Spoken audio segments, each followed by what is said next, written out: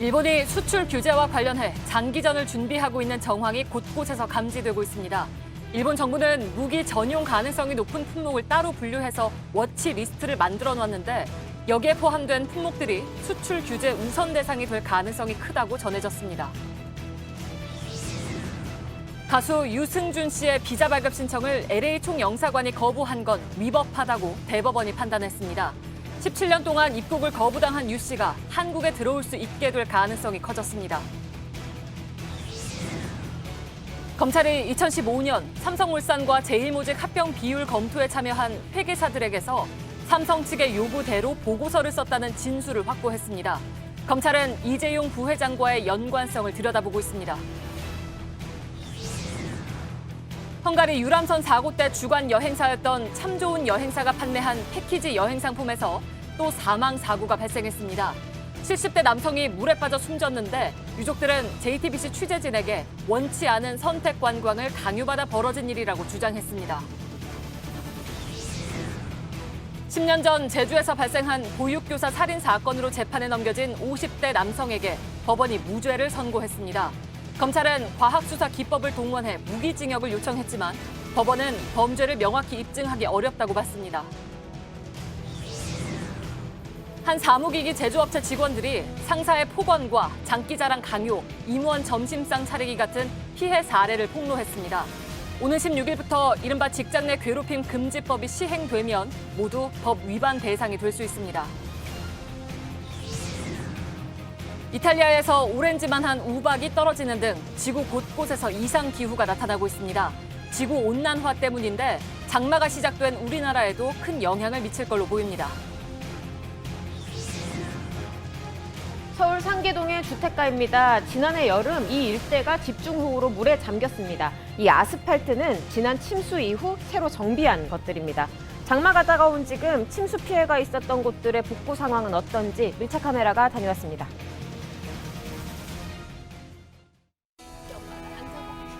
마스크가 필요 없는 세상으로. 내일을 바꾸는 현대 수소전기차. 예, 시청자 여러분, JTBC 뉴스룸을 시작하겠습니다. 일본이 우리나라에 대한 수출 규제 조치를 내린 지 열흘이 넘었습니다. 일본이 장기전을 준비하고 있다는 정황이 여기저기서 감지되고 있는데 곧 추가 조치를 내릴 것이란 전망이 우세합니다. 일본 정부는 무기 전용 가능성이 높은 품목을 분류해둔 이른바 워치리스트라는 것을 만들어둔 바 있습니다. 이 품목들이 수출 규제 우선 대상이 될 가능성이 큽니다. 이 리스트를 저희들이 분석을 해보니까 자동차나 항공기 분야, 또 광케이블이나 방탄복을 만드는 데 쓰이는 품목도 포함되는 것으로 나타났습니다.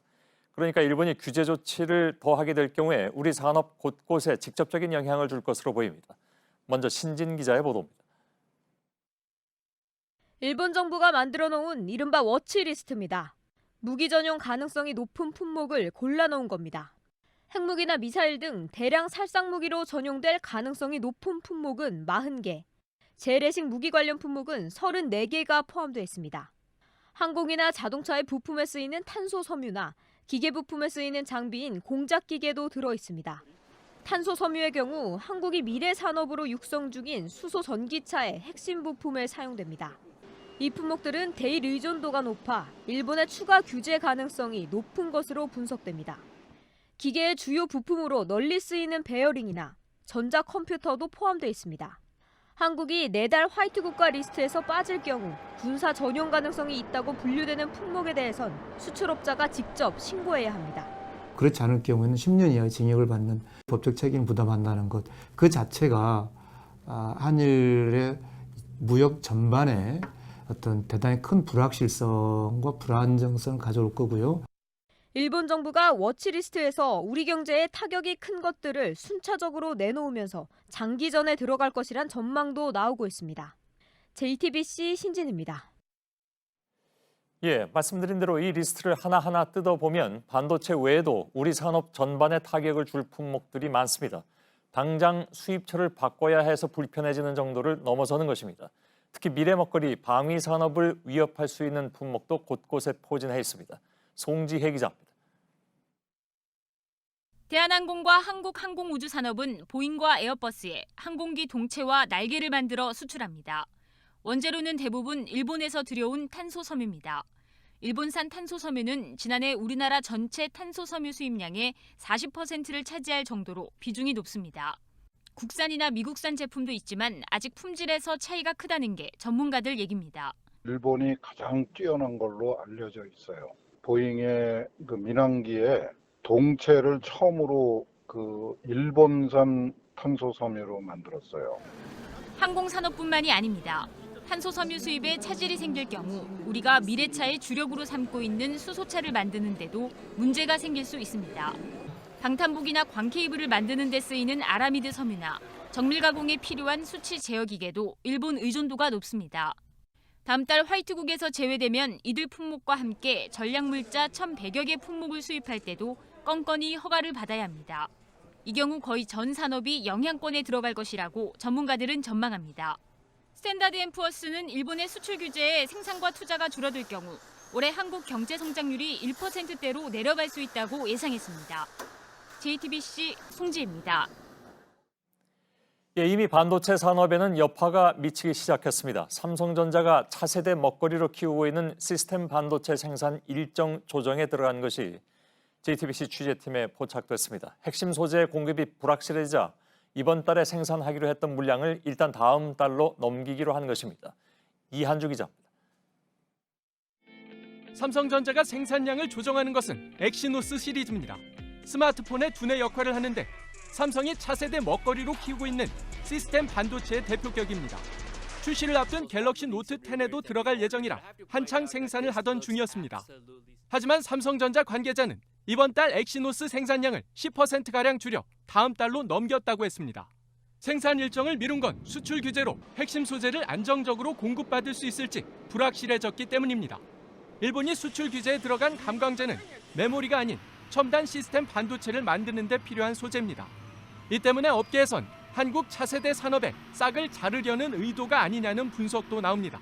삼성전자 측은 인위적인 감산에 들어간 건 없고 반도체 공급 물량에도 이상이 없다고 밝혔습니다. 문제는 수출 규제가 장기화할 경우입니다. 당장은 일정을 조정하는 수준이지만 생산량을 줄여야 하는 상황이 올 수도 있기 때문입니다. 일본이 시스템 반도체를 겨냥해 추가 규제에 들어갈 가능성도 있습니다. 리소그래피 장비와 이온 주입기, 블랭크 마스크 등이 꼽힙니다. 모두 일본의 수출 통제 목록에 들어가 있는 부품으로 일본 기업이 독점 생산하는 품목도 포함되어 있습니다. JTBC 이한주입니다. 예, 이런 상황에서 일본의 우익 성향 언론들은 오늘도 여전히 가짜 뉴스들을 내보내고 있습니다. 유한울 기자가 오늘 일본 언론에서 또 내놓은 얘기들을 중심으로 얘기를 나누겠습니다. 산케이 신문이었죠? 네, 그렇습니다. 일본 산케이 신문의 오늘 일면톱 기사입니다. 예. 한국 기업이 북한 우호 국가로 생물 화학 무기 등 대량 살상 무기 제조에 쓸 수 있는 물자를 보냈다는 내용입니다. 어제 후지TV 보도와 마찬가지로 대한민국의 전략 물자 관리가 이렇게나 허술하기 때문에 수출 규제가 필요하다는 논리입니다. 예. 근데 일본의 전략 물자도 북한에 이미 부정적으로 수출했다. 이런 얘기가 오늘 나왔습니다. 네, 관련 자료가 오늘 나왔습니다. 네. 일본 안전보장 무역정보센터가 2016년 10월에 작성한 부정수출 사건 개요입니다. 하태경 의원이 공개한 이 자료에 따르면 1996년부터 2013년까지 17년 동안 30건 넘는 대북 밀수출이 적발됐습니다.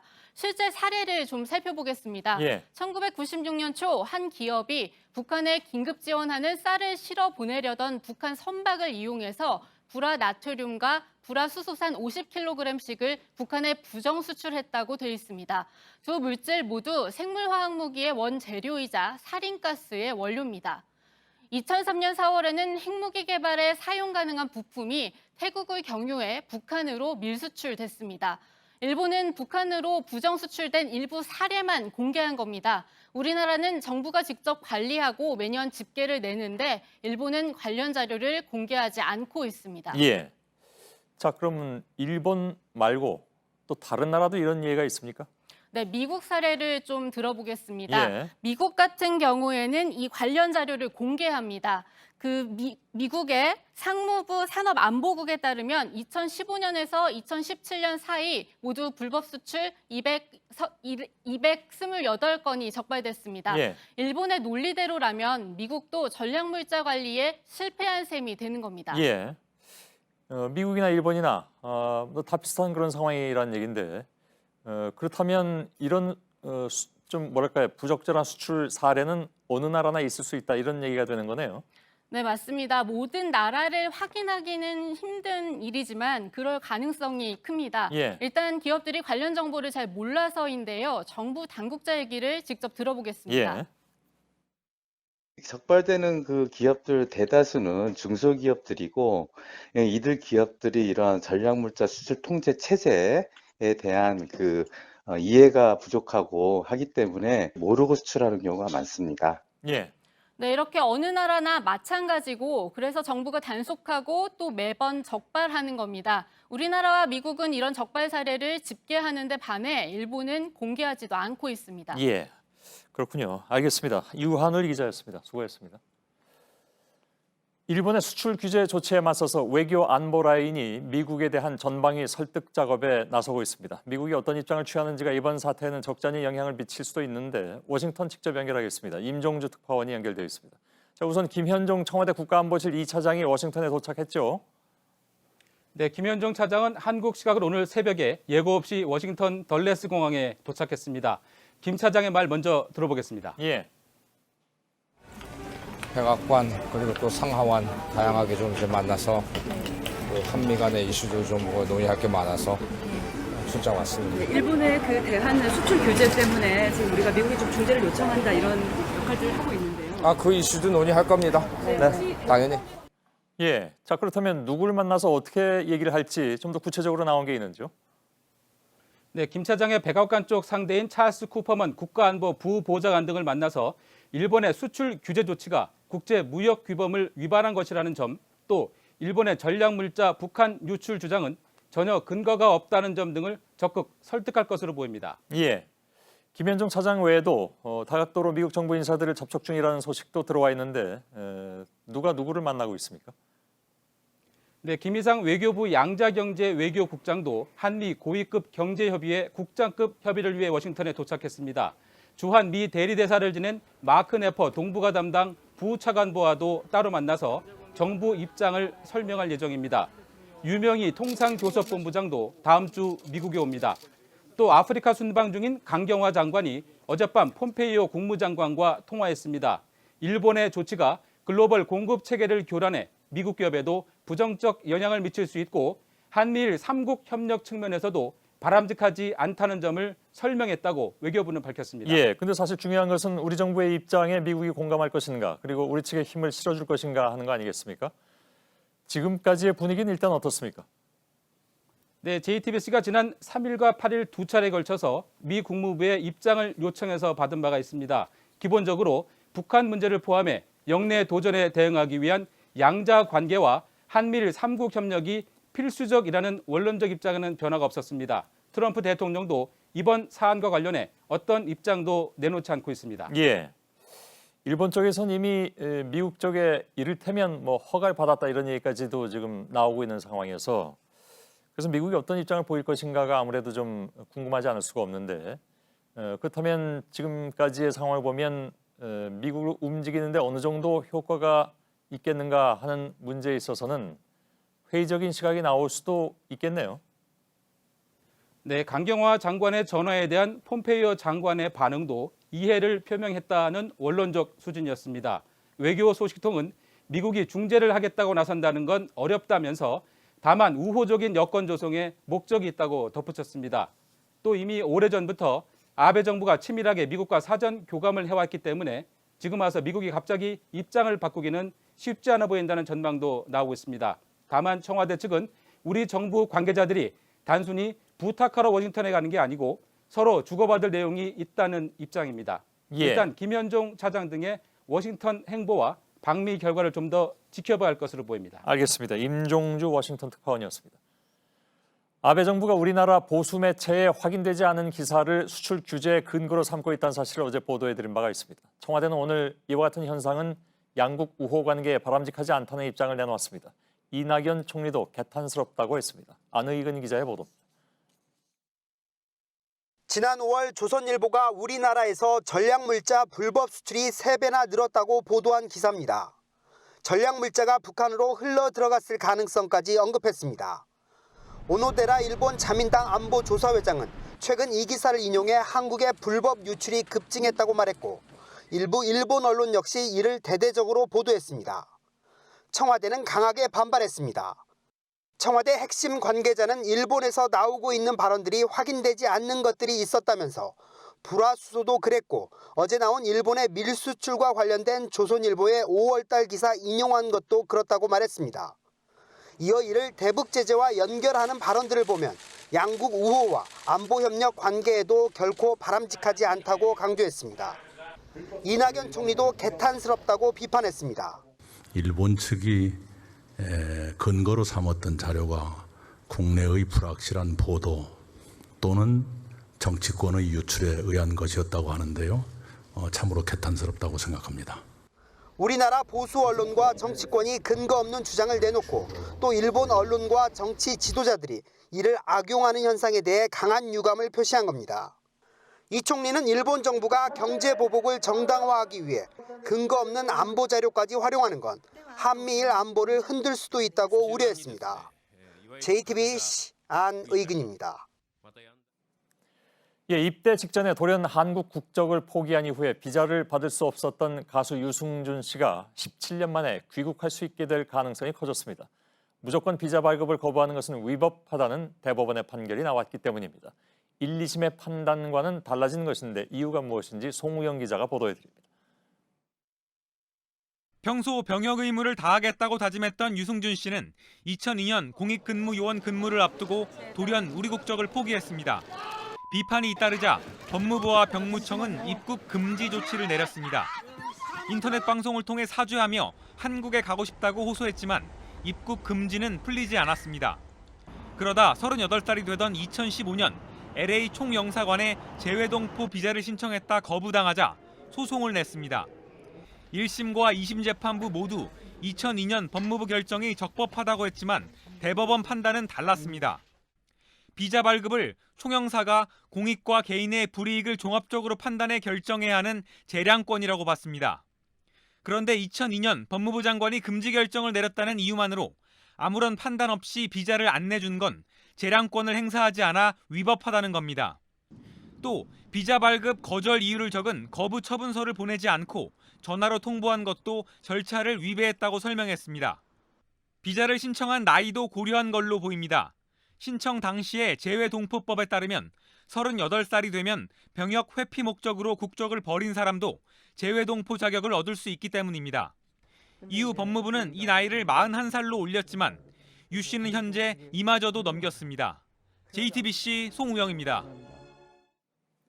유승준 씨가 신청한 비자는 F4 비자였습니다. 재외동포에게 주는 비자인데 투표권을 제외하고는 한국인과 똑같은 권리를 행사할 수 있습니다. 유 씨가 이 비자를 발급받으면 국내에서 공연을 하거나 앨범을 내는 등 경제 활동도 물론 가능합니다. 최윤경 기자의 보도입니다. 유승준 씨가 2015년 8월 LA 총영사관에 신청한 것은 재외동포 비자입니다. 비자는 외교, 영주, 결혼, 이민, 관광, 취업 등 목적에 따라 A부터 H까지 8종류가 있습니다. 재외동포 비자는 이 중 장기 체류가 가능한 비자입니다. F4로 불리는데 한국 국적을 가졌던 외국인이나 부모 중 한 사람이 한국 국적자였던 경우 발급됩니다. 길게는 2년간 국내에서 살 수 있고 연장하면 계속 사는 것도 가능합니다. 또 투표권을 제외한 대부분의 법적 권리가 한국인과 똑같이 주어집니다. 이 때문에 한국에서 안정적으로 거주하고 싶은 외국인들에게 인기가 많습니다. 병역을 기피해 국적을 포기한 경우엔 비자 발급이 제한되지만 유 씨는 43세라 예외입니다. 41세가 넘으면 해당 조항이 적용되지 않기 때문입니다. 서울고법이 대법원의 취지대로 판결하고 유 씨가 이 비자를 받게 되면 앨범을 내고 방송에 출연하는 등 경제활동도 가능해집니다. 유 씨가 관광 등을 위한 단기 체류 비자 대신 재외동포 비자를 선택한 이유로 풀이됩니다. JTBC 최윤경입니다. 이처럼 오늘 하루 종일 유승준 씨는 사람들의 입길에 오르내렸습니다. 1997년 깜짝 스타로 등장한 가수 유승준 씨는 당시 최고의 스타였지만 입대를 앞두고 갑자기 국적을 포기하면서 연예계 병역 기피의 대명사가 됐습니다. 강나현 기자입니다. 내 손을 잡아봐 어디든 함께 갈 미국에서 건너온 유승준은 화려한 춤, 신나는 노래로 단숨에 인기 가수로 떠올랐습니다. 언제나 힘들고 지칠 때 날 일으켜주던 꿈이 깜깜이 노래했어. 운동을 열심히 하면서 금연을 장려하고 착실한 신앙생활까지 더해지며 몸과 마음 모두 건강한 청년이라는 이미지를 굳혔습니다. 당당하게 군대에 가겠다고 여러 차례 소신을 밝히며 아름다운 청년이란 별명도 얻었습니다. 그러나 2002년 우리 국적을 포기하면서 약속을 저버렸습니다. 법을 어기지 않는 선에서 국적을 자유롭게 선택할 수는 있지만 사람들이 느낀 배신감이 컸습니다. 스타의 거짓말에 충격과 분노가 이어졌습니다. 사회 특권층과 연예계 병역 비리에 수없이 좌절한 대중이 쌓아온 반감은 이 사건을 계기로 더 확산됐습니다. 유 씨가 한국에 다시 발을 딛게 할 거냐를 따져온 17년 동안 국민정서라는 이름으로 병역 의무를 바라보는 그 기준은 더 엄격해졌습니다. JTBC 강나현입니다. 삼성의 요구대로 제1모직 가치를 평가해서 보고서를 썼다. 2015년 삼성물산 제1모직 합병 비율을 검토한 회계사들에게서 최근 검찰이 확보한 진술입니다. 삼성 측의 요구는 이재용 삼성전자 부회장의 그룹 승계에 유리하게 하기 위한 것으로 검찰은 보고 있습니다. 검찰의 수사는 다시 이재용 부회장에게로 향할 가능성이 커졌습니다. 뭐랄까요, 삼성으로서는 내후외환의 상황인 것 같습니다. 여성국 기자입니다. 2015년 5월 삼성물산은 딜로이트 안진회계법인의 보고서 작성을 부탁합니다. 삼성물산과 제일모직 간 적정한 합병 비율을 평가해달라는 것이었습니다. 안진회계법인은 제일모직과 삼성물산의 합병 비율은 1대 0.35가 적정하다는 내용의 보고서를 작성합니다. 이 보고서는 삼성물산이 국민연금 등 주주들에게 1대 0.35 비율로 합병하자고 주장하는 근거로 쓰입니다. 1대 0.35는 제일모직 한 주의 가치가 삼성물산 주식 3주와 같다는 뜻으로 삼성물산 주주 입장에선 불리한 조건입니다. 하지만 이재용 부회장에겐 그룹 지배력을 키우는 데 유리한 비율입니다. 이 부회장은 삼성물산 지분은 없지만 제일모직의 최대 주주였기 때문입니다. 검찰은 최근 보고서를 작성한 회계사들에게 삼성 측 요구대로 해당 보고서를 썼다는 진술을 확보했습니다. 제일모직 가치는 높이고 삼성물산 가치는 일부러 낮췄다는 겁니다. 이 부회장의 승계를 위해 제일모직의 가치를 높여야 했고 삼성이 제일모직 자회사인 삼성바이오의 가치를 부풀렸다는 게 검찰의 판단입니다. JTBC 여성국입니다. 이 상황이 어떤 의미인지 취재 기자를 연결해서 좀 더 얘기를 좀 들어보도록 하겠습니다. 이도성 기자가 지금 연결이 되어 있는데 삼성이 요구했고 회계법인이 썼다는 이 보고서, 이것 때문에 삼성물산 최대 주주였던 국민연금이 합병에 찬성을 했던 것으로 기억을 하죠. 맞습니까? 네, 제일모직의 가치를 높게, 삼성물산의 가치를 낮게 평가하면서 국민연금은 손해를 봤습니다. 이 국민의 노후 자금이 손실이 본 겁니다. 이 보고서가 아니었다면 주주들 반발에도 불구하고 찬성표를 던지진 않았을 거고 그러면 합병도 어려웠습니다. 하지만 제일모직과 삼성물산이 하나가 되면서 이재용 부회장이 합병 기업의 최대 주주에 올랐습니다. 이 삼성물산이 가지고 있던 지분 때문에 삼성전자까지 이 부회장 영향력 아래 둘 수 있었습니다. 그래서 당시엔 삼성이 영향력을 미친 게 아니냐, 이런 추측도 나왔는데요. 이 검찰이 수사 과정에서 회계법인 관계자들에게 구체적인 진술을 받아낸 겁니다. 예.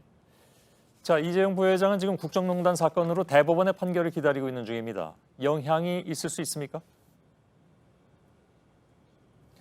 네, 대법원에선 이재용 부회장이 과연 경영권 승계를 위해서 박근혜 전 대통령 측과 이 부당한 청탁을 주고받았느냐, 이런 부분을 판단하고 있습니다. 이 삼성 측은 그동안 승계 작업이라는 건 존재하지 않는다고 주장해왔습니다. 2심 재판부도 이 부회장 측에 손을 들어줘서 집행유예 결정을 내렸습니다. 하지만 합병에 영향을 미친 보고서에 삼성의 입김이 들어간 단서가 나오면서 그런 주장은 힘이 빠지게 됐습니다. 예, 자, 그럴 경우에 이재용 삼성전자 부회장에게까지 검찰 수사가 이어질 수도 있다, 이런 얘기인가요? 네, 만약 삼성 측이 합병 비율을 조작했다는 게 확인이 된다면 이 주주들에게 손해를 끼친 셈이 됩니다. 이 검찰은 또 제일모직의 자회사였던 삼성바이오의 분식회계 의혹도 수사 중입니다. 이 과정에서 이 부회장이 보고를 받거나 개입한 정황이 드러난다면 검찰 수사를 피하기는 어려워 보입니다. 그래서 이 부회장을 검찰이 직접 불러 조사할 가능성도 점차 커지고 있습니다. 예, 알겠습니다. 서울중앙지검에 나가 있는 이도성 기자였습니다. 태국에서 패키지 관광을 하던 70대 남성이 숨졌습니다. 유족들은 현지에서 원치 않는 선택 관광을 강요받아 벌어진 사고라며 분통을 터뜨렸습니다. 공교롭게도 헝가리 유람선 사고 때 상품을 팔았던 참 좋은 여행사의 패키지 관광이었습니다. 류정화 기자입니다. 지난 2일 74살 이모 씨가 태국 푸켓 바닷가에서 찍은 사진입니다. 7남매 내외가 처음으로 다 같이 떠난 해외여행입니다. 사진 속에서 밝게 웃고 있던 이 씨는 불과 30분 뒤 해변가에 쓰러진 채 발견됐습니다. 스노클링을 하러 물속에 들어갔다 사고를 당했습니다.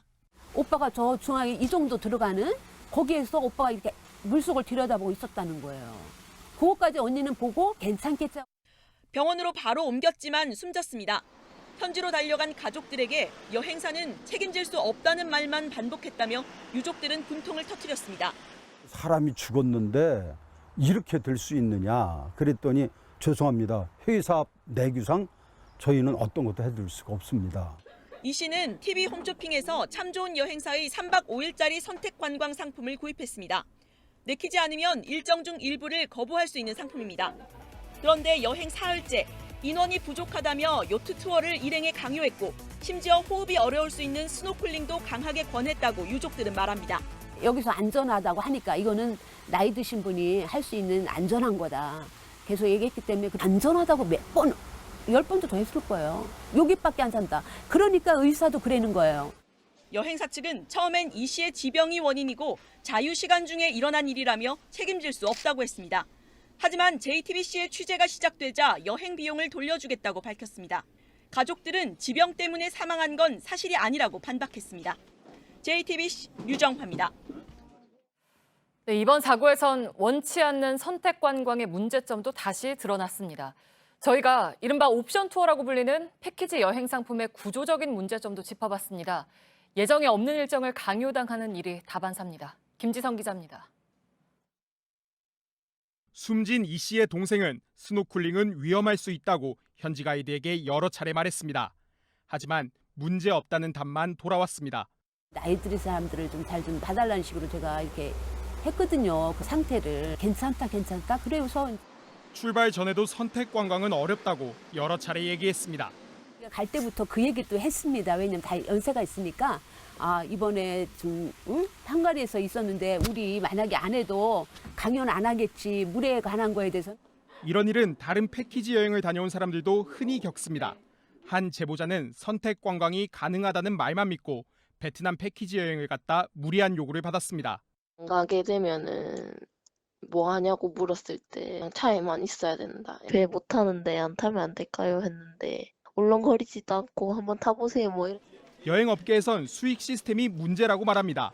워낙 상품을 싸게 팔다 보니 관광객이 자유관광을 하면 손해를 보기 때문입니다. 손님들이 오게 되면은 쇼핑 옵션을 시켜서 그 수익으로 그걸 메꾸는 이런 구조가 액티비티도 안 하고 쇼핑도 안 한다. 그럼 조각. 이런 구조가 바뀌지 않으면 안전의 위협과 금전적 부담은 여행객의 몫일 수밖에 없습니다. JTBC 김지성입니다. 제주판 살인의 추억으로 불리는 어린이집 보육교사 살해 사건이 발생한 지 10년 만인 오늘 유력한 용의자에 대한 재판이 열렸습니다. 결과는 무죄였습니다. 여러 과학수사 기법이 동원됐지만 결정적인 증거가 되지 못했습니다. 윤정식 기자입니다. 목 졸린 여성, 성폭력, 배수로 시신, 미제 사건, 화성 연쇄 살인 사건과 제주도 어린이집 보육교사 살해 사건의 공통점입니다. 화성 사건은 미제로 남았지만 제주 사건은 과학 수사를 바탕으로 지난해 유력한 용의자 박 씨를 붙잡았습니다. 사건 발생 9년 만입니다. 하지만 오늘 열린 첫 재판에서 박 씨는 무죄를 선고받았습니다. 검찰의 주요 증거는 미세섬유 분석서였습니다. 박 씨 택시에서 실 오라기가 발견됐고 피해자 이 씨가 당시 입었던 옷과 미세섬유 분석이 유사하다는 겁니다. 법원 생각은 달랐습니다. 불특정 다수가 타고 다니는 택시의 특성상 다른 사람 옷도 비슷할 수 있다는 겁니다. 재판부는 검찰이 낸 CCTV도 결정적 증거가 아니라고 봤습니다.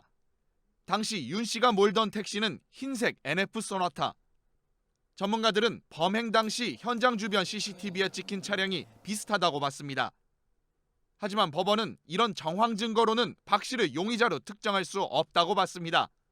경찰이나 검찰에서도 나름 열심히 수사를 한 걸로는 저희도 인정하고 있습니다. 그런데 약간 처음부터 조금 너무 택시기사로 한정을 했고. 과학 수사로 얻은 것도 있습니다. 당시 시신이 지나치게 깨끗하게 발견되면서 경찰은 범행 시간 특정에 애를 먹었습니다. 이후 돼지에 무스탕을 입힌 실험을 했고 시신 발견 일주일 전으로 범행 시간을 특정했습니다. 과학 수사로 용의자는 입증해야 할 알리바이 시간이 정해진 겁니다. 무죄 선고로 박 씨는 풀려났습니다. 하지만 검찰이 항소에 나서기로 해 이 사건을 둘러싼 공방은 계속될 전망입니다. JTBC 윤정식입니다. 회의 시간에 욕설과 폭언을 듣고 장기자랑을 강요당하고 임원들의 점심 식사를 차렸다. 한 사무기기 제조업체 직원들이 이렇게 폭로했습니다. 이른바 직장 내 괴롭힘 금지법이 시행되는 닷새 뒤부터는 사업주가 처벌받을 수 있습니다. 이자연 기자입니다. 김모 씨는 회의 때마다 폭언에 시달렸습니다. 내가 하라면 하지 왜 안 해가지고 이렇게 머물건가 이런 수치심을 느껴야 하느냐. 맡은 일을 제대로 하지 못했다는 이유로 동료 20여 명 앞에서 욕설을 들은 겁니다. 일부 직원은 부당한 지시에 시달렸습니다. 당번까지 정해 임원 점심상을 차리고 매년 회사 행사에서 원치 않는 장기자랑을 하기도 했습니다. 즐거워서 상관없어요. 그 싫은 정도가 아니죠, 그거는. 회사 측은 사내 전통이었지만 직장 내 괴롭힘이 문제가 되기 시작한 뒤론 이런 일들이 없어졌다고 설명했습니다. 직원들이 싫어할 수 있다 때문에 작년부터 이거 안 하는 거거든요. 직장 내 괴롭힘은 업무 범위를 넘어 신체적, 정신적 고통을 주거나 근무 환경을 악화시키는 행위를 뜻합니다. 3,300여 건이 넘는 괴롭힘 사례가 시민단체에 접수되기도 했습니다. 오는 16일부터 직장 내 괴롭힘 금지법이 시행되면 회사 측은 가해자를 징계하고 신고자나 피해자는 보호해야 합니다. 이를 어기는 사업주는 벌금이나 징역형을 받을 수도 있습니다. JTBC 이자연입니다. 성폭행 혐의로 긴급 체포된 배우 강지환 씨가 술에 취해 기억이 나지 않는다고 답변을 되풀이하고 있습니다. 경찰이 오늘 구속영장을 신청했고 법원은 내일 구속 여부를 판단합니다. 서효정 기자입니다. 강지환 씨의 구속영장 실질심사는 내일 오전 11시에 열립니다. 혐의는 준강간과 준강제추행입니다. 준강간은 강간죄와 법정형이 동일합니다. 경찰은 강 씨가 증거나 진술을 조작할 가능성이 있어 구속이 필요하다고 봤습니다. 체포된 강 씨가 이대로 풀려나면 피해자들을 만나 협박이나 회유를 할 수도 있다고 본 겁니다. 물증이 부족한 성범죄의 경우 피해자 진술이 무엇보다 중요합니다. 강 씨는 어젯밤 2차 조사에서도 술에 취해 기억이 나지 않는다는 진술을 반복한 걸로 알려졌습니다. 강 씨의 소속사는 강 씨가 드라마에서 하차한다며 배역 교체를 위해 배우를 찾고 있다고 밝혔습니다. JTBC 서효정입니다. 내년도 최저임금안을 놓고 지금 노사가 팽팽하게 맞서서 협상 중입니다. 문재인 정부에서 최저임금은 시간당 6,000원대에서 8,000원대로 올랐죠. 경영계는 올해 최저임금 8,350원보다도 적은 8,185원을 그러니까 깎자는 얘기죠. 반면에 노동계는 9,570원을 주장하고 있어서 좀처럼 합의를 보기가 어려운 상황입니다. 정부 세종청사에 나가 있는 이세누리 기자를 연결하겠습니다. 자, 지금 회의가 진행 중입니까? 어느 정도 상태까지 가 있습니까? 네, 지금 현재로서는 크게 진전이 없는 상황입니다. 사실상 30분 전쯤부터 논의가 시작이 됐는데요. 양쪽 입장차가 너무 커서 쉽게 결론을 내기 어려운 상황입니다. 예, 시작부터 우여곡절이 있었다는 얘기인데 어떤 우여곡절이었습니까? 네, 원래 오늘 오후 4시부터 시작될 예정이었는데 30분 늦게 노동자위원 9명 중에 4명이 불참한 채로 시작했습니다. 모두 민주노총 추천 위원들이었는데요. 이 민주노총은 오늘 오후 3시부터 이곳 세종청사에서 최저임금을 10,000원까지 올려달라는 농성을 벌이고 있습니다. 그나마도 시작된 지 30분 만에 정회를 했는데요. 빠진 위원들이 다시 참석할지 논의하기 위해서였습니다. 이 회의는 조금 전 8시에 다시 열려서 계속 이어지고 있습니다. 예, 물론 과거에도 노사 한쪽이 중간에 자리를 박차고 나가는 경우가 많긴 했습니다. 이번에는 노동계 쪽의 반발이 더 심한 것 같군요. 그렇습니다. 어제 공익위원들이 권고한 내용에 반발하는 건데요. 현재 경영계는 올해 최저임금을 깎은 8,185원, 그리고 노동계는 9,570원을 주장하고 있습니다. 공익위원들은 한 자릿수, 그러니까 9%대 이하로 올리지 않았으면 좋겠다고 권고했는데요.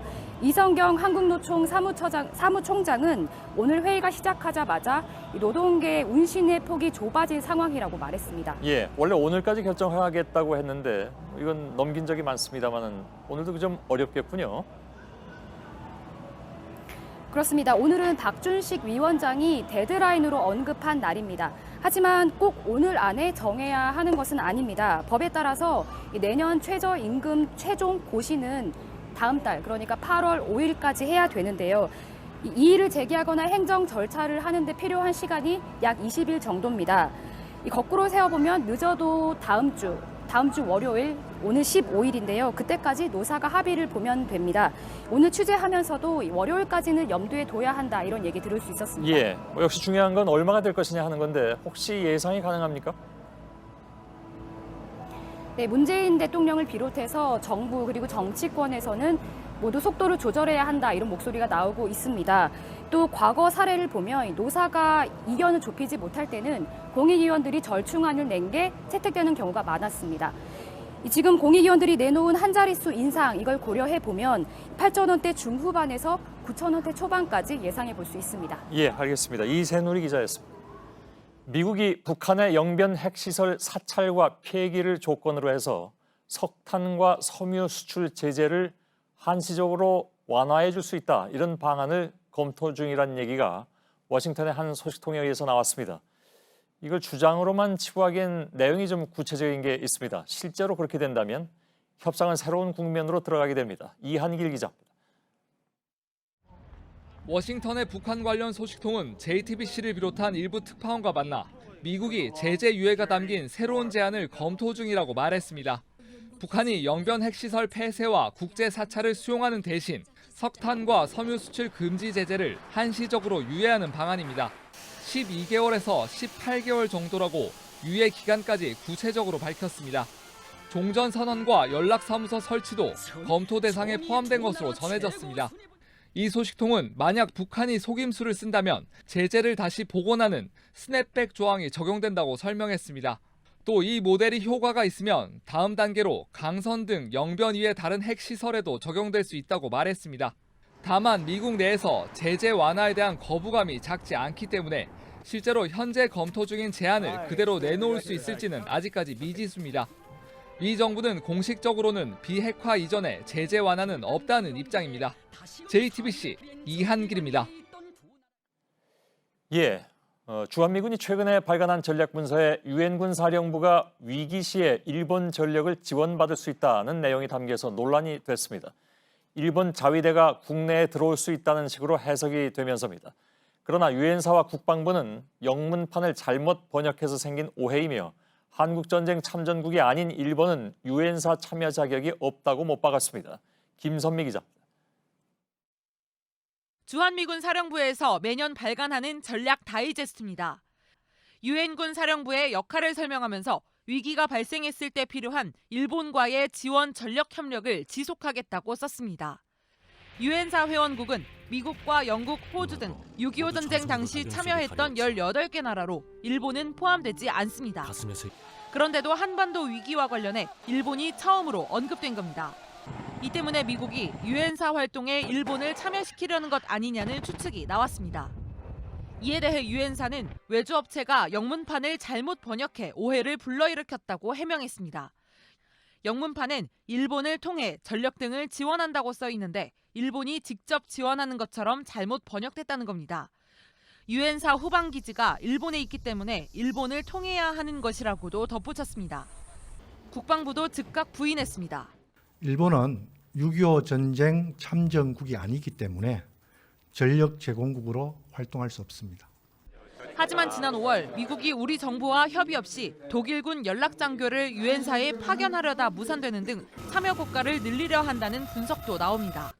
JTBC 김선미입니다. 대법원이 국가정보원으로부터 1억 원의 뇌물을 받은 혐의로 기소된 최경환 자유한국당 의원에 대해서 징역 5년의 실형을 확정했습니다. 대법원은 최 의원이 경제부총리 겸 기획재정부 장관으로 재직하던 2014년 10월에 국정원 예산을 늘려준 대가로 특수활동비 1억 원을 뇌물로 받았다고 판단했습니다. 이번 판결로 최 의원은 의원직을 잃었습니다. 얼마 전에 저희가 장관급 9명이 교체되는 큰 폭의 개각이 곧 있을 것이라고 보도해드린 바가 있습니다. 그래서인지 사흘 동안 이어진 대정부 질문에서도 개각과 관련한 질문이 많이 나왔습니다. 심지어 같은 지역구를 놓고 출마를 준비 중인 현역 장관과 국회의원이 신경전을 벌이는 모습도 있었습니다. 이승필 기자입니다. 대정부 질문 첫날부터 이낙연 국무총리에게 개각에 대한 질문이 나왔습니다. 대폭입니까? 우선 선거에 출마하셔야 될 분들은 선거 준비를 하시도록 보내드리는 것이 옳다고 생각합니다. 곧바로 정치인 출신인 유은혜 사회부총리와 이계호 농식품부 장관, 진선미 여가부 장관의 교체가 기정사실로 받아들여졌습니다. 이낙연 총리 본인의 거취에 대한 질문도 쏟아졌습니다. 현재로서는 계획을 갖고 있지 않습니다. 현재로선 제가 계획을 갖고 있지 않습니다. 장관을 단상에 불러세워 출마할지 물어보는 경우도 있었습니다. 부총리께서도 21대 총선 출마설이 나돌더라고요. 맞습니까? 전혀 저는 관심 없습니다. 금융위원장님도 21대 총선에 출마합니까 안 합니까? 그러한 생각을 갖고 있지 않습니다. 지역구를 놓고 장관과 의원 사이에 신경전도 벌어졌습니다. 비례대표인 김연아 자유한국당 의원은 김현미 국토부 장관의 지역구인 경기 고양 정에 출마를 검토하고 있습니다. 그래서 장관님 내년 총선에 나가십니까? 나갈 계획입니다. 네, 현재 그 지역구 그대로 나가십니까? 네, 김연아 의원님도 자주 다니시는 거 알고 있습니다. 제가 가지 않고요. 저희 의원실에 연락이 굉장히 많이 옵니다. 찾아오시고. 예. 오신 것도 합니다. 네. JTBC 이승필입니다. 대정부 질문에서는 정부를 견제한다는 본질에서 한참 벗어난 지역구의 민원이 쏟아졌습니다. 총선을 앞둔 의원들의 노골적인 민원에 일본 수출 규제와 같은 일들은 종종 뒷전으로 밀려났습니다. 강희연 기자입니다. 오늘 한국당 첫 질의자로 나온 홍문표 의원은 인사말도 생략했습니다. 총리님 좀 나와서 답변해 주시기 바랍니다. 대전 충남은 혁신도시 지정 소위 대상에서 제외를 돼서 역차별을 당하고 있습니다. 그러니까요. 제가 아까 말씀드린 그대로입니다. 종합적인 평가와 향후 대책에 대한 검토가 필요하다. 15년 전 얘기라고 오늘의 상황을 또 연구하고 검토한다? 도대체 이런 놈은 이거는 말이 안 되는 겁니다. 저한테 자, 더 이상 하신 건 아니겠죠? 총리님. 지역구 민원은 여야를 가리지 않습니다. 목감천이 국가천으로 아마 국토부가 요구하고 있는 걸로 알고 있어요. 그래서 예산이 지원되고 국가천으로 지정해서 현재 국가수자원관리위원회에서 심의를 하고 있습니다. 이런 사업을 안 하면 이거 직무유기죠. 의원과 장관 사이에 밀고 당기기도 이어집니다. 내 지역구 질의 하나 할게요. 내 고향이 경북 상주입니다. 반드시 상주의 역사를 지어야 된다는 게 주민들이 아주 오래된 수건 사업인데 어떻게 생각하십니까? 그건 아직 예타도 끝나지 않았기 때문에 계속 쭉 계시면 상주의 역사를 좀 지을 수 있도록 검토해 주시기 바랍니다. 그건 제가 정하는 게 아니고요. 외교안보 국방 그리고 경제와 사회, 사흘간 이어진 대정부 질문은 일본 수출 규제 등 현안이 우선적으로 다뤄져야 할 자리였습니다. 하지만 많은 질문이 그것과는 상관없었습니다. JTBC 강연입니다. 어제 밤에 전자발찌를 찬 50대 남성이 잠자던 모녀를 성폭행하려다가 붙잡혔습니다. 여자아이는 겨우 8살이었습니다. 평소 알고 있던 한 동네 사람이었습니다. 정진명 기자입니다. 집에서 나온 50대 남성이 쓰레기 봉투를 들고 걸어갑니다. 20여 분 뒤 경찰 순찰차가 출동합니다. 어제 오후 9시 40분쯤 51살 선모 씨가 광주광역시 남구의 한 다가구 주택에 침입했습니다. 선 씨는 잠자던 50대 여성 A 씨의 목을 조르며 성폭행을 하려 했습니다. A 씨가 거세게 저항하자 옆에 자던 아이로 범행 대상을 바꿨습니다. 다행히 아이는 선 씨의 혀를 깨물고 도망쳤습니다. 선 씨는 도와달라는 아이의 목소리를 듣고 달려온 이웃 주민에게 붙잡혔습니다. 잡아야지. 뭐 일단은 나오길래 멱살 문제 틀어잡았지. 선 씨와 피해자 모녀는 한 동네 사람입니다. 그 2층에 여자가 있다는 것을 알고 아마 들어가지 않았나. 선 씨는 과거 성폭력 범죄를 3차례 저질러 전자발찌를 차고 있었습니다. 하지만 주거지 근처인데다 외출 제한 시간인 오후 10시 이전에 범행을 저질러 보호관찰 감시망에서 벗어나 있었습니다. 체포 당시 선 씨는 자신이 금방 출소할 거라며 큰 소리까지 친 것으로 확인됐습니다. 성범죄자에 대한 감시 시스템이 너무 엉성하다는 목소리가 커질 전망입니다. JTBC 종진명입니다.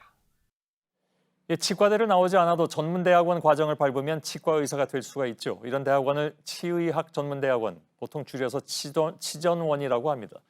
대학 교수인 어머니의 도움을 받아서 서울대 치전원에 합격한 학생이 입학 취소 절차를 밟게 됐습니다. 절차가 마무리되면 서울대에 치전원이 생긴 이후에 첫 취소 사례가 됩니다. 박유미 기자입니다.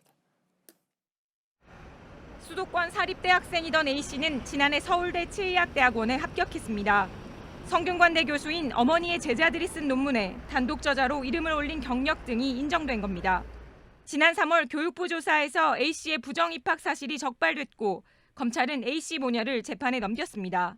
서울대 입학고사관리위원회는 어제 A씨에 대한 입학 취소 처분을 의결했습니다. 이달 중 대학원위원회의 심의를 거쳐 최종 확정됩니다. 2005년 서울대에 치전원이 설립된 이후 재학생의 입학 처분 취소 절차가 진행되는 건 이번이 처음입니다. 서울대 관계자는 교육부와 검찰 자료를 바탕으로 입학 취소 사유에 해당한다고 판단했다고 말했습니다. A씨 측은 재판에서 보고서나 논문 작성에서 대학원생들의 도움을 받은 건 사실이지만 보고서나 논문 자체가 허위라고 볼 수 없다고 주장했습니다. JTBC 박유미입니다. 어제부터 이어진 장맛비는 강원 영동 지역에만 약하게 내리고 있습니다. 비는 밤사이에 다 그치겠지만 바람은 강할 걸로 보입니다. 강버들 기자입니다. 갑자기 불어난 물에 트럭이 멈춰섰습니다. 거센 물살에 오도 가도 못하는 운전자를 구하러 소방대원들이 로프를 잡고 다가갑니다. 운전자는 소방대원에게 엎혀 빠져나옵니다. 쏟아진 비에 나무가 쓰러져 전기가 끊기기도 했습니다. 어제부터 오늘 사이 미시령 242mm, 설악동 233.5mm 등 강원 영동 지역에는 많은 비가 왔습니다. 해안가를 중심으로 바람도 강하게 불었습니다. 다른 지역보다 강원 영동에 많은 비가 내린 건 동풍 때문입니다. 강한 동풍이 태백산맥과 부딪혀 비구름이 크게 발달한 겁니다. 비는 오늘 밤 늦게까지 조금 더 내릴 전망입니다. 다만 내일까지 너울과 바람이 강해 해상 안전에 유의해야 합니다. 장마전선은 제주도 남쪽 해상까지 물러났다가 16일과 17일 다시 제주에 영향을 줄 것으로 보입니다. JTBC 강버들입니다. 프랑스 남부 프로방스 지역 한 도시의 기온이 45.9도를 기록했습니다. 지난달 유럽 전역의 최고 기온이 평균 40도를 웃돌면서 역사상 가장 뜨거운 여름을 보내고 있습니다. 폭염이 이어지던 이탈리아에는 어제 갑자기 오렌지만한 우박이 쏟아졌습니다. 유럽만이 아닙니다. 이 시각 열대성 폭풍이 한층 강해진 위력으로 미국 남동부로 향하고 있습니다. 또 중국 남부를 강타한 폭우는 60년 만에 기록을 갈아치우면서 사상자와 수백만 명의 이재민을 냈습니다. 먼저 황혜린 기자의 보도 보시고 날씨가 도대체 왜 이러는 건지 또 한반도에는 어떤 영향이 있을지 자세하게 짚어보겠습니다. 바다 위로 우박이 떨어집니다. 총을 쏘는 듯한 소리가 이어집니다. 우박이 떨어진 자리에서는 물이 튀어오릅니다. 현지 시간 10일 이탈리아 동쪽 페스카라의 바다 위로 오렌지만한 우박이 쏟아졌습니다. 이 지역의 도로에 우박이 부딪힌 뒤 조각이 나며 튀어오르자 사람들이 비명을 지릅니다. 지름이 10cm에 이르는 어른 주먹만한 우박이 떨어지면서 18명이 다쳤습니다. 우박은 시간이 지나면서 폭우로 변했습니다. 도시 곳곳이 물에 잠겼습니다. 토르토레토 바닷가에서는 폭풍으로 사람들이 급히 몸을 피했고 라벤나 쪽 바다에서는 대기가 불안정해 물기둥이 솟기도 했습니다. 미국 남동부에는 장대비가 쏟아졌습니다. 차 바퀴까지 빗물이 차올랐습니다. 루이지애나 한 호수 위로는 용오름이 일어났습니다. 미국 남동부로 북상하고 있는 열대성 저기압은 루이지애나주 뉴올리언스를 물바다로 만들었습니다. 현지 시간 10일 2시간 동안 200mm 이상 내렸습니다. 앞으로 며칠간 최고 400mm에 이르는 폭우가 쏟아질 것으로 예보됐습니다. 미국 국립기상청은 열대성 저기압이 곧 열대성 폭풍으로 발달한 뒤 허리케인으로 위력이 커질 것으로 보고 있습니다. 뉴올리언스를 포함한 루이지애나주에는 비상사태가 선포됐습니다. 중국 남부 지역 마을들도 흙탕물에 잠겼습니다. 도로에 폭포가 생겼습니다. 구조대가 고립된 아이를 통에 담아 옮깁니다. 양쯔강으로 흘러들어가는 후난성 샹장의 제방이 뚫렸고 광시성 9일인에서는 지붕에 고립된 수재민을 헬기가 구조했습니다. 지난달 1일부터 어제까지 남부 5개 지역의 평균 강우량은 476mm로 평년보다 1.5배 많아졌습니다. 1961년 이래 최대치입니다. 후난성에서만 11명이 숨졌고 6명이 실종됐습니다. 장시성에선 287만 명의 수재민이 생겼습니다. 중국 기상국은 일주일 동안 폭우가 최소 2차례 더 올 것이라고 예고했습니다. JTBC 황예린입니다. 네, 이렇게 세계 곳곳에서 이상 현상이 나타나고 있는데 현상은 달라도 이유는 하나였습니다. 온난화 때문입니다. 우리나라도 영향을 받을 걸로 보입니다. 박상욱 기자가 정리했습니다. 지구온난화는 세계 곳곳에서 다양한 현상으로 나타나고 있습니다. 중국의 장대비와 미국의 허리케인은 바닷물이 데워지면서 또 이탈리아의 우박은 북극의 기온이 높아지면서 벌어진 일입니다. 현재 지구 북쪽 절반의 해수 온도 평년보다 0.5도나 높은 상태입니다. 특히 미국 플로리다주 부근과 또 중국 남쪽 모두 평년보다 높아서 지도에 붉게 표시되어 있는 것을 확인할 수 있습니다. 자, 바닷물이 이렇게 덮여질수록 태풍이나 허리케인이 만들어질 때 많은 수증기를 머금을 수 있어서 그 위력은 더욱 커집니다. 이들 지역보다 위도가 높은 이탈리아의 경우 북극 기온이 오른 게 결정적인 영향을 미쳤습니다. 자, 평년과 비교를 해보면 북극의 얼음은 크게 줄어든 모습을 확인할 수가 있습니다. 바로 기온이 올라갔기 때문인데요. 평년보다 4도 안팎까지 오른 곳 역시 확인할 수 있습니다. 그런데 북극 주변에 기온이 더 낮아진 곳도 있습니다. 힘을 잃고 느슨해진 한대전선 제트기류 때문입니다. 평소 북극의 차가운 공기는 제트기류에 갇혀 있습니다. 기온이 오르면 이 제트기류가 힘을 잃게 되면서 내려옵니다. 이렇게 북극 공기를 품고 내려온 제트기류는 파도처럼 요동치는 모습인데 이 제트기류가 처진 곳은 평소보다 기온이 떨어지게 됩니다. 자, 이탈리아의 경우엔 하층에 이 따뜻하고 습한 공기가 있다가 갑자기 북극에서 내려온 이 상층의 찬 공기를 만나면서 우박이 쏟아진 겁니다. 자, 우리나라도 이런 이상 현상에서 자유롭진 못합니다. 당장 이 마른 장마 역시 온난화의 영향이 큽니다. 우리나라도 이탈리아처럼 이 찬 공기가 한반도 전체를 뒤덮고 있습니다. 이것이 장마 전선이 올라오는 걸 막고 있습니다. 찬 공기가 머무는 시간이 길어지면서 한반도 남쪽의 해수온 역시 평년과 비슷하거나 낮아졌습니다.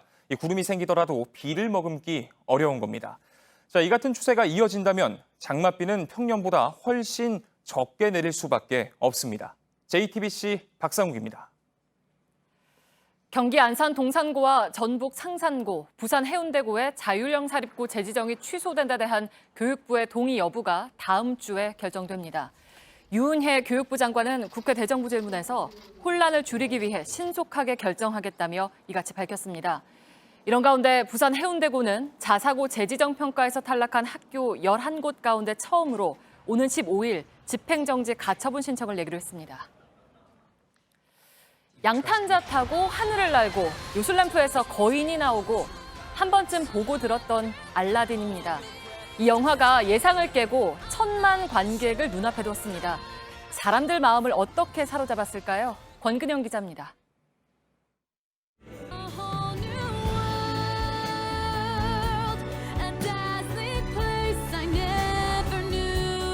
움직이는 의자에 앉아 리듬을 타고 공연장에 온 것처럼 휴대전화 선조명도 흔듭니다.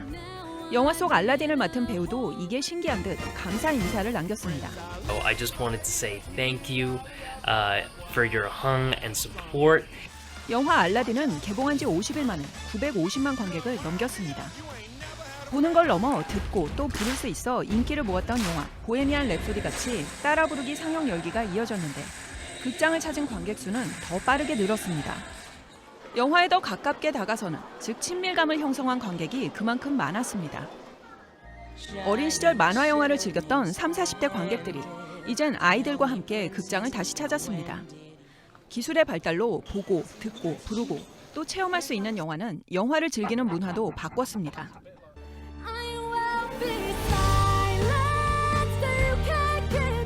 누구나 알고 있는 알라딘의 이야기는 영화에선 또 다르게 접근했습니다. 자스민 공주는 정략 결혼에 반대하는 데 그치지 않고 스스로 왕이 되려고 합니다. 백인이 아니라 이집트 출신과 인도계 배우를 주인공으로 내세웠습니다. 전통적인 이야기에 파격을 불어넣고 노래 부르고 체험하는 영화로 관객과 밀착한 알라딘은 영화 속 한 장면처럼 그렇게 흥행의 양탄자를 탔습니다. JTBC 권근영입니다. 오늘 오후 2시 40분쯤 수원시 영통구의 한 사거리에서 시내버스가 인도를 덮쳐 시민 1명과 버스 운전기사와 승객 2명 등 3명이 가벼운 부상을 입었습니다. 버스기사는 깜빡 졸았다고 진술했습니다. 경기도 남양주에선 50대 여성 운전자가 몰던 승용차가 마트로 돌진해 4명이 다쳤습니다. 경찰은 주차를 하다 차량이 부딪히자 당황해서 가속 페달을 밟은 걸로 보고 있습니다. KTX 열차를 8개월 동안 121번이나 요금을 제대로 안 내고 탄 승객이 적발돼서 그동안 안 낸 요금의 10배인 1,200만 원을 물어냈습니다.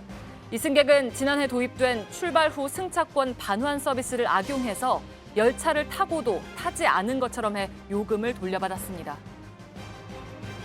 울산 태화강 지방정원이 순천만에 이어 국내에서 2번째로 국가정원으로 지정됐습니다. 태화강 지방정원은 태화강이 깨끗한 수질을 되찾고 자연 자원과 정원을 연계한 체험시설이 잘 갖춰지면서 연간 150만 명 넘게 찾는 관광 명소로 자리 잡았습니다. 미국 이민세관 단속국이 오는 14일부터 미국 내 불법 체류자를 체포할 거라고 뉴욕타임스가 보도했습니다.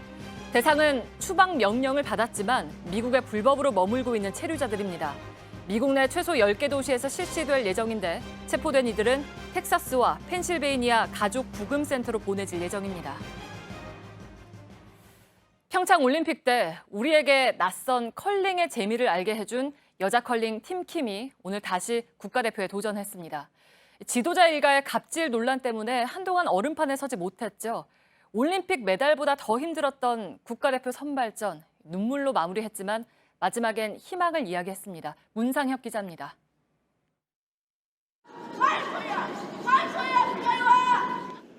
올림픽의 함성이 울려 퍼졌던 그때 그 경기장에서 다시 우렁찬 외침이 이어졌습니다.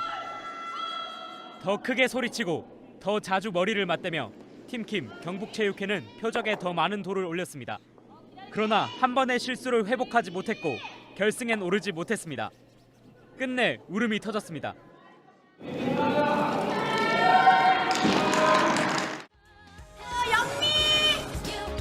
평창 올림픽에서 아무도 생각 못했던 은메달을 따며 영미 열풍을 일으켰던 팀킴. 웃음만 가득할 줄 알았는데 팀 내 부조리를 고백하느라 갈등 속에 한동안 빙판 위에 오르기도 힘들었습니다.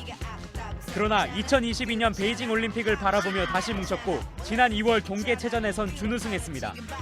1년 만에 다시 태극마크를 찾길 바랐지만 이번엔 결실을 맺지 못했습니다. 어느새 우리 컬링은 올림픽 메달 따는 것보다 국가대표가 되는 게 어려울 만큼 뜨거운 경쟁이 이어지고 있습니다. 서로 수고했다고 잘했다고 그런 서로 다독여주면서 이제 앞으로 다시 잘하자고 얘기했어요. 오늘 대표 선발전에선 팀킴을 이긴 경기도청이 지난해 태극마크를 달았던 춘천시청마저 꺾고 4년 만에 다시 국가대표로 선발됐습니다. JTBC 문상혁입니다.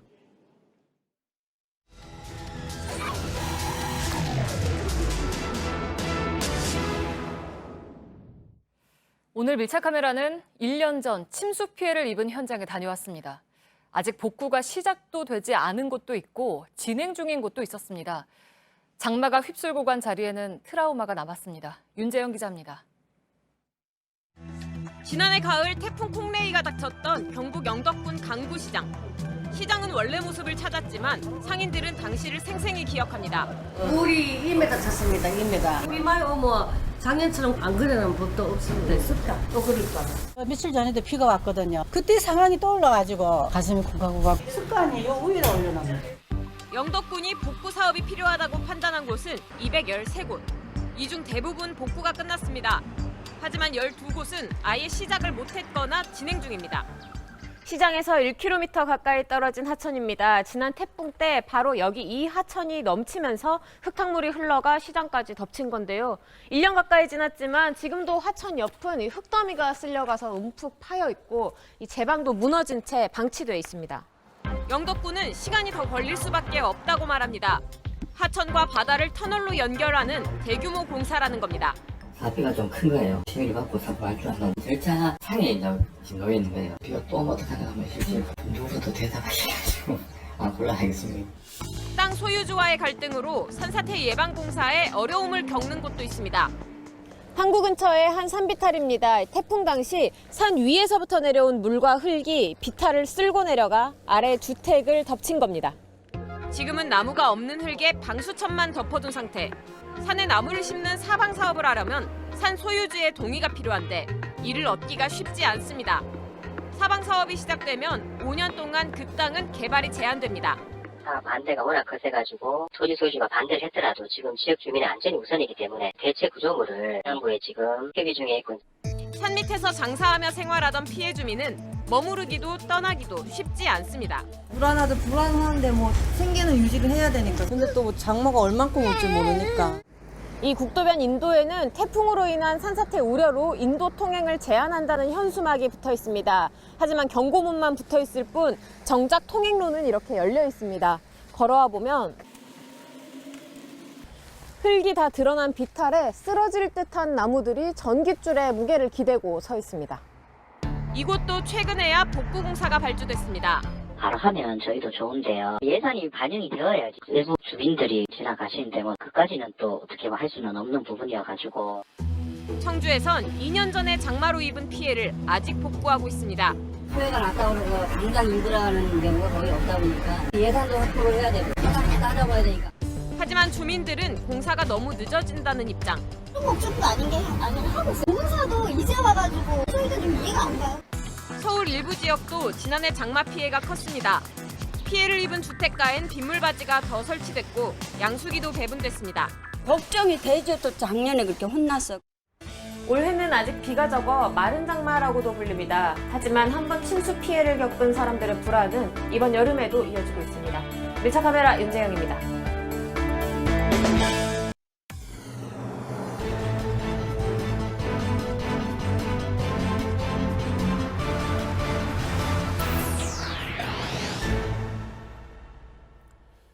예, 뉴스룸의 앵커 브리핑을 시작하겠습니다. 태국의 21살 청년들은 매년 4월이 되면 한자리에 모여서 울고 웃습니다.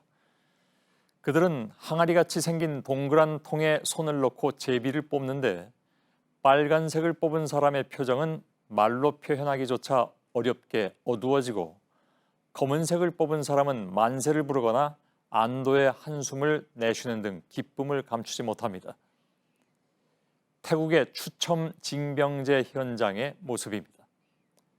한 해 필요한 군인의 숫자를 정해놓고 지원자를 모집한 뒤에 부족할 경우에는 전국의 만 21세 남성에게 소집령을 내려서 제비 뽑기를 하는 방식입니다.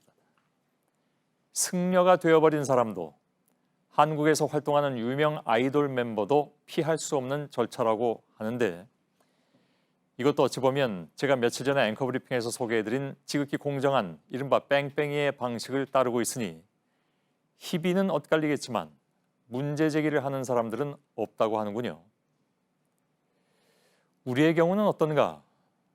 누구나 다 가야 하는 것으로 되어 있지만 누구나 다 예외 없이 가지는 않는 곳. 국민의 4대 의무인이 특별한 사유가 없으면 당연히 가야 하지만 어떤 이들은 그 특별한 사유를 어떻게든 만들어내서 끝내는 가지 않는 곳. 그래서 누구는 몸무게를 늘리거나 줄이고 누구는 영 생소한 질환을 이유로 들고 그 외에도 셀 수 없는 여러 가지 특별한 사유를 만들어내는 이른바 신의 아들이 태어나는 곳. 군대. 예, 17년을 기다린 끝에 다시 입국할 수 있는 기회를 얻게 될지도 모를 이제는 중년이 되어버린 남자가 있습니다. 그 17년이란 시간은 대중과의 약속을 어긴 그 스스로가 불러들인 재앙이기도 했습니다. 법적으로는 그때부터도 그를 막을 이유가 없었다지만 법으로만은 설명할 수 없는 이유를 그도 모를 리 없을 터. 이미 그는 전성기를 잃어버린 나이인데다가 특정인에게만 지나치게 가혹하다는 동정론도 있긴 있지만 아직도 여론은 싸늘함이 더 큽니다. 어찌됐든 그 오랜 시간이 지난 뒤에 그가 다시 돌아온다면 그날의 공항 풍경은 어떠할까? 적어도 매년 4월 21살이 된 청년들이 항아리에 손을 넣어 제비를 뽑고 종이 색깔에 따라서 울고 웃는 풍경보다는 확실히 덜 아름다울 것 같다는 오늘의 앵커 브리핑이었습니다.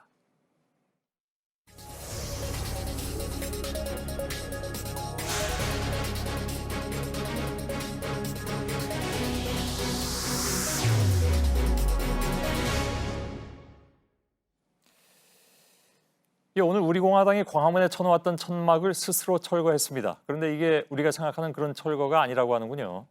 여전히 광화문 광장에는 그동안 봐왔던 천막이 그대로 있고 그 안에는 우리공화당 관계자들이 자리를 잡고 있습니다. 어떤 얘기인지 현장에 박민규 기자를 연결해서 얘기 듣겠습니다. 박민규 기자, 자, 뒤로 천막이 여전히 보이는 것 같은데 뭘 철거했다는 건가요? 네, 지금 이 뒤편에 남아있는 게 파란 천막 모두 4개 동입니다. 광화문 광장 한복판에 자리 잡고 있고 천막 방사라는 현수막을 걸어놓은 곳입니다. 오늘 철거한 건 이쪽에 있는 천막이 아니고요. 바로 길 건너편에 세종문화회관 앞에 있었던 4개 동입니다. 이른바 몽골 텐트라고 불렀던 곳인데 오전 11시쯤부터 1시간여에 걸쳐서 우리공화당 측이 자체적으로 철거를 했습니다. 예. 저쪽 계단 쪽에 있는 건 철거를 했는데 광화문 광장 안에는 여전히 4개의 천막이 있다. 어제 그 류정화 기자가 현장에서 이걸 전해드린 바가 있는데 그러니까 오늘도 달라진 게 없다는 걸로 받아들이면 되는 거죠? 그래서 4년째로 전두환 대통령하고는 그렇습니다. 공화당 측이 매일 밤 진행하던 팟캐스트 방송 지금도 어김없이 진행 중입니다. 그러니까 엿새 동안 유지했던 반대쪽 세종문화회관 천막만 철거했다 뿐이지 이 광화문 광장 천막은 철거할 계획이 없다. 이게 바로 우리공화당 측의 입장입니다. 반대쪽 천막을 철거한 이유를 물어보니까 이 당 관계자는 광화문 광장에 집중하기 위해서다. 이렇게 답을 했습니다. 예, 그러면 이제 양쪽에 다 쳐놓은 걸 지킬 사람이 좀 모자라다거나 뭐 그런 이유인가요? 네, 그것도 이유 중에 하나라고 합니다. 이 관계자는 인력을 비롯해서 관리가 여러 가지로 어려웠다 이렇게 설명을 했습니다. 또 종로구청과 싸울 필요는 없지 않느냐 이렇게도 반문을 했는데요. 세종문화회관 앞은 이 광장과 달리 서울시가 아니라 종로구 관할입니다. 이 때문에 구청은 우리공화당 천막을 오늘 오후 6시까지 자진해서 철거하라는 계고장을 보내놨던 상태였습니다. 예. 아무튼 근데 광화문 광장 쪽에 있는 건 서울시 관할에 있는 건 그대로네요. 네, 맞습니다. 정리하자면 이 공화당은 서울시 계고장은 2차례 무시를 했고 종로구청 계고장을 받고 나서는 반대쪽 천막을 철거한 모양새입니다. 이에 대해서 서울시 관계자는 광화문 광장만은 사수하겠다는 뜻 같다 라면서 다소 당혹스러워했는데요. 관할이 갈리다 보니까 여기 천막이 사라져도 저기 또 생겨나고 이런 현상이 반복됐습니다. 이 때문에 서울시는 종로구청 그리고 중구청과 함께 어제 긴급 회의를 열었습니다. 이 회의 자리에서 앞으로 철거에 나설 경우 어떻게 이 지자체 간 공조를 해나갈 것인지 이 부분을 논의한 것으로 파악됐습니다. 예. 자, 아무튼 지자체 사이에도 협업이 필요한 뭐 그런 상황이 된 것 같습니다. 그리고 오늘은 문재인 대통령의 관련 상황을 언급했다는 얘기도 나왔더군요. 네, 한 일간지가 오늘 보도를 했는데요. 지난 2일 국무회의 자리에서 문재인 대통령이 지난달 말에 있었던 서울시의 행정대집행 과정에 경찰이 적극 개입하지 않았던 것은 납득하기 어렵다 이런 취지로 말했다는 내용입니다. 이와 관련해서 이낙연 국무총리 역시 오늘 대정부 질문에서 당시 국무회의 당시에 행정안전부 장관이 이에 대한 시정을 약속했다 이렇게 언급하기도 했습니다. 예. 자, 그 얘기를 들은 우리공화당 측 분위기는 어땠습니까? 네, 아침 이 최고위 회의에서부터 반응이 나왔습니다. 조원진 공동대표가 반발하고 나섰는데요. 이제는 박원순 시장이 아니라 문재인 대통령과의 싸움이다 이렇게 언급을 한 겁니다. 저녁 기자회견에서도요, 이 당원들이 박원순 구속 그리고 문재인 퇴진 이런 구호를 연달아서 외치기도 했습니다. 정권 차원의 이 조직적 탄압이다 이런 프레임을 공화당이 짜면서 앞으로 이 수위는 점점 더 높여갈 걸로 보입니다. 예, 잘 알겠습니다. 광화문 광장에서 박민규 기자가 전해드렸습니다.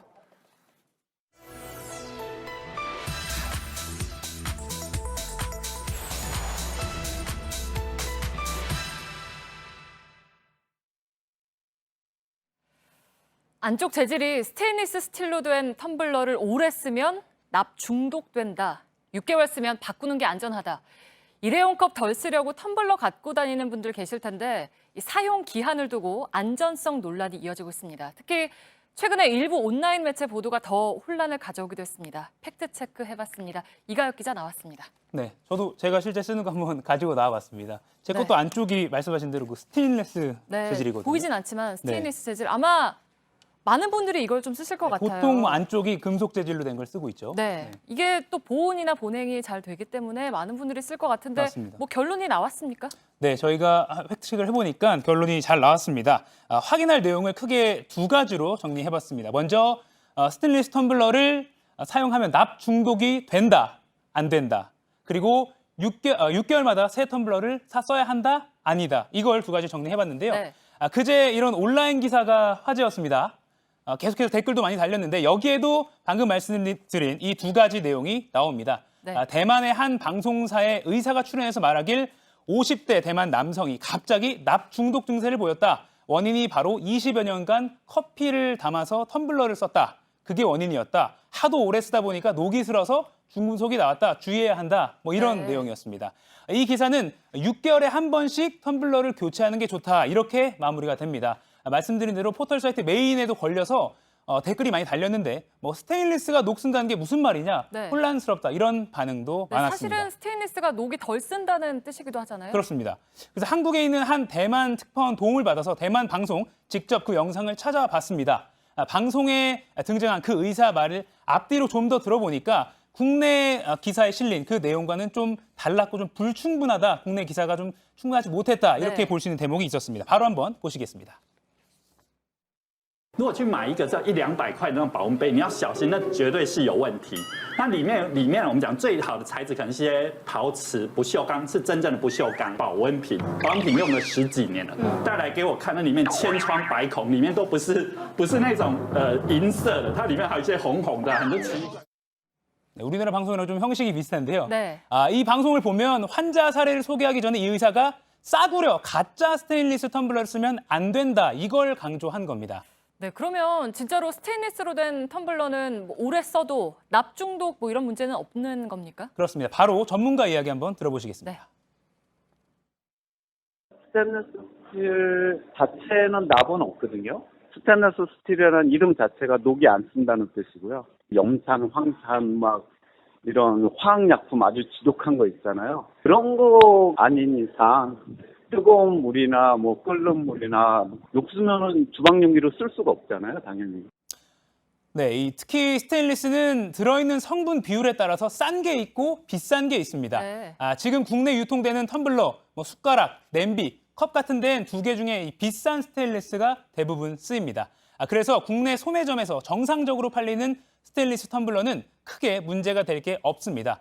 아까 기사나 또 대만 방송에서도 레몬 워터나 탄산음료를 담으면 문제가 될 수 있다 이렇게 언급이 나왔는데 또 스테인리스 텀블러 취급 설명서도 보면 일부 제품에 따라서는 이렇게 염분이 많이 포함된 건 넣지 마십시오. 뭐 염분에 의해서 녹이 스는 원인이 된다. 뭐 이렇게 나온 경우도 있습니다. 하지만 텀블러에 뭘 담느냐 이것도 크게 걱정할 부분이 아니라는 게 전문가 의견입니다. 들어보시죠. 네. 일반 저희들 커피 먹고 이런 거에는 전혀 문제가 없고요. 김치 같은 거라는 고염분과 이제 약간 산성을 띠잖아요. 그런 경우에 이제 우려상으로 부식성이 좀 있으니까 금속 용기에다 보관하는 거는 좀 그렇지 않겠냐라고 하는 그런 상식선에서 얘기하는 거고요. 네, 이미 1995년에 국내 연구에서도 저가형이 아닌 스테인리스를 정상적으로 사용하면 심지어 이 산성이 강하고 염분이 많다고 알려진 김치 이런 걸 담아도 중금속 우려가 없다는 걸 그런 결론이 난 적이 있습니다. 네, 그러면 아까 6개월마다 바꿔야 한다는 건 어떻습니까? 텀블러 사용 기한이 딱 정해져 있습니까? 저도 이게 3년 넘게 쓰고 있는데 네. 딱히 정해진 게 없습니다. 보관이나 세척 상황에 따라서 교체 시기는 다 다릅니다. 보냉, 보온 기능이 떨어졌을 때 또는 어디가 망가져서 물이 셀 때, 뭐 세척으로도 오염이 계속 안 져질 때, 뭐 이럴 때 바꾸면 된다. 이 정도입니다. 네. 전문가들은 중금속보다는 세균 오염을 더 조심해야 된다고 말합니다. 텀블러 깨끗이 잘 세척하면서 써야 오래 쓸 수 있다는데 이견이 없습니다. 네, 깨끗이 씻어서 쓰고 있죠? 네, 안나영 앵커도 깨끗이 씻어서 쓰기 바랍니다. 네, 알겠습니다. 팩트체크 이가혁 기자였습니다.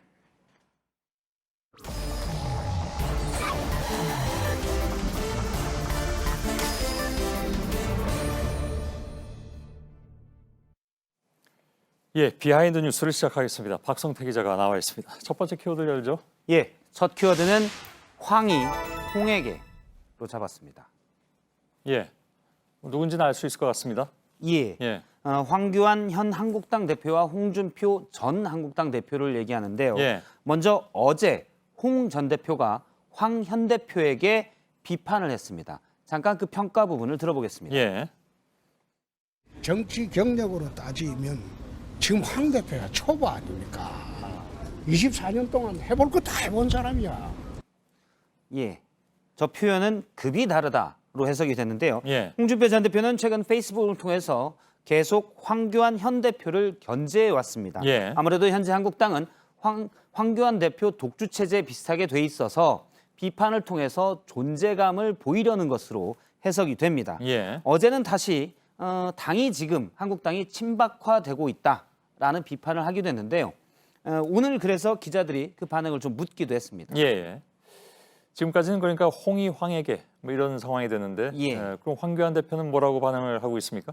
예, 그래서 앞서 얘기한 홍준표 전 대표가 황교안 현 대표에게 다시 당이 친박화되고 있다 이런 얘기를 했기 때문에 기자들이 어떻게 생각하냐라고 황교안 대표에게 물었습니다.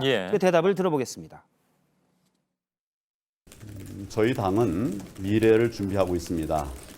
모두 그 길에 힘을 합해가야 된다고 생각합니다.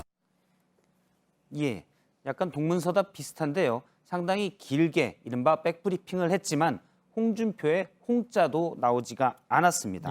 괜히 언급했다가 대결 구도가 되면 손해다. 그래서 무시하는 전략으로 풀이됩니다. 예, 그런 것 같습니다. 일단 듣기에도. 예. 두 번째 키워드는요? 두 번째 키워드는 까칠한 이 총리로 잡았습니다. 예, 왜 까칠합니까? 먼저 어제 김상조 청와대 정책실장에게 주의를 준 적이 있었는데요. 일단 오늘 김상조 실장은 총리로서 당연한 주의를 줬다. 그러면서 말씀을 유념하고 따르겠다라고 대답을 했습니다. 예, 너무 다변이라고 뭐 했다는 거죠? 예, 그렇습니다. 말이 좀 많다라고 했기 때문인데요. 그런데 어제 이 총리는 이미 본인이 까칠하다라고 밝힌 바가 있습니다. 어제 대정부 질문에서의 답을 잠깐 들어보겠습니다. 예. 전혀 그런 건 못 느꼈습니다. 총리께서도 까칠해지셨다는 얘기들이 있더라고요. 저는 원래 까칠합니다. 예. 원래 까칠을 했다는 걸 무슨 뜻으로 한 얘기입니까? 예, 본인이 원래 까칠했다. 앞서 얘기는 이미자 의원의 질문의 의도는 총리가 예전에 그러지 않았는데 요즘 까칠해졌다. 뭐 그 안에 숨은 맥락은 상황이 안 좋아져서 까칠해진 것 아니냐 이런 맥락이 들어있었는데요. 이 총리는 난 원래 까칠했다라고 대답한 겁니다. 그래서 제가 정부 고위 관계자에게 원래 까칠했냐라고 물어보니 원래 까칠했다라는 답이 돌아왔습니다. 옆에서 바라본 한 정부 고위 인사는 총리에게 보고를 할 때 간혹 장관들도 보고 들어가기를 꺼린다. 그래서 차관을 시키기도 한다라고 얘기했고요. 실제 한 정부 고위 인사는 예전에 민간위원장일 때 정부 고위 관료와 함께 총리실에 보고를 하러 간 적이 있었는데 이 고위 관료가 너무 굳어 있어서 엉겹결에 본인도 굳었다라고 얘기를 하기도 했습니다. 너무 꼬치꼬치 캐묻는다는 평인데요. 디테일이라고 얘기하지만 간혹 너무 세세한, 그러니까 총리가 굳이 관심 가질 필요가 없는 것도 묻는다는 지적도 있었습니다. 지난 5월 신문방송 편집인협회 토론회에서 한 토론자가 너무 구체적으로 묻는다는 디테일을 묻는다면서 심하게 말하면 약간 좁쌀이라는 평가가 있다라고 묻자 지향성도 가치도 있어야 한다. 이게 중요하다. 그런데 필수적으로 따라야 하는 것이 디테일이다라고 대답하기도 했습니다. 예. 물론 필요한 것은 디테일이고 필요가 없는 것은 군더더기가 될 텐데요. 둘 사이의 구분이 중요할 것 같습니다. 예, 알았습니다. 세 번째는요? 예, 세 번째 키워드는 불쾌한 조 대표로 잡았습니다. 예, 성이 조 씨를 얘기하는 거죠? 그렇습니다. 예. 조원진 우리공화당 대표를 얘기합니다. 예. 일본이 우리나라가 전략물자 관리를 잘못하고 있다. 그래서 함부로 수출할 수 없다라고 주장을 하고 있고요. 최근에 일본의 구구 방송에서는 저렇게 안에 관련 자료까지를 해서 표시를 했고 한국에서 전략물자의 밀수출이 최근 몇 년간 156건이다라고 보도를 하기도 했습니다. 어떻게 보면 일본 정부의 방침의 근거를 구구 매체가 보도한 건데요. 그런데 저 안에 있던 자료는 바로 우리공화당 조원진 대표가 정부로부터 받은 자료고 그 자료는 조선일보에 지난 5월에 보도가 된 바 있습니다. 조선일보는 당시 저 자료를 바탕으로 대량 살상 무기로 전용 가능하다고까지 언급했고요. 북한에 흘러 들어갔을 가능성까지 말했습니다. 즉, 이 내용을 토대로 바로 후지 TV와 일본 정부가 그런 수출을 할 수 없다라고 주장을 하는 건데요. 당사자인 조원진 대표가 오늘 본인의 기분에 대해서 얘기를 했습니다. 잠깐 들어보겠습니다. 일본 스스로는 발표를 하지 않고 한국 정부가 발표하는 데 대해서 그것을 경제적으로 보복을 한다든지 그것을 이용하는 것은 대단히 불쾌한 일이다. 예, 이거 어떤 얘기입니까? 예, 일본 정부는 본인의 전략물자가 부실하게 관리되는 부분에 대해서는 공개를 하지 않고 앞서 이제 유한을 기자가 보도한 바가 있는데요. 일본도 잘하는 게 없다. 예, 그러면서 본인이 어떻게 보면 지적했던 우리나라의 전략물자에 적발했던 부실한 관리에 대해서 부실한 관리보다도 일부가 그 감시망을 빠져나가서 전략물자가 부실하게 나갔던 부분인데요. 이 부분에 대해서 언급한 것이 불쾌하다라는 얘기입니다.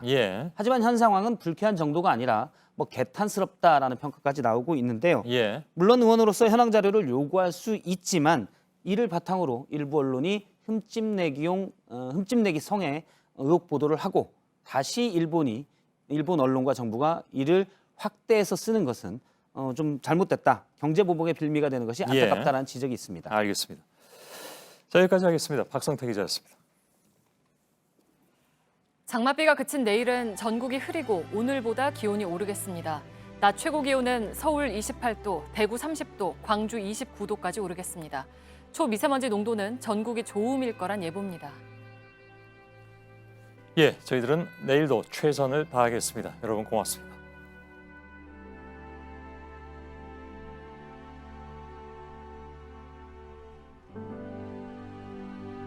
I've always said that I believe anything can happen.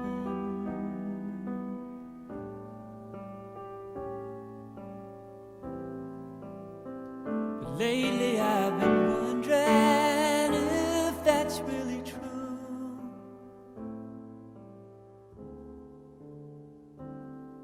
For a boy, time can be a lovely dance. But suddenly the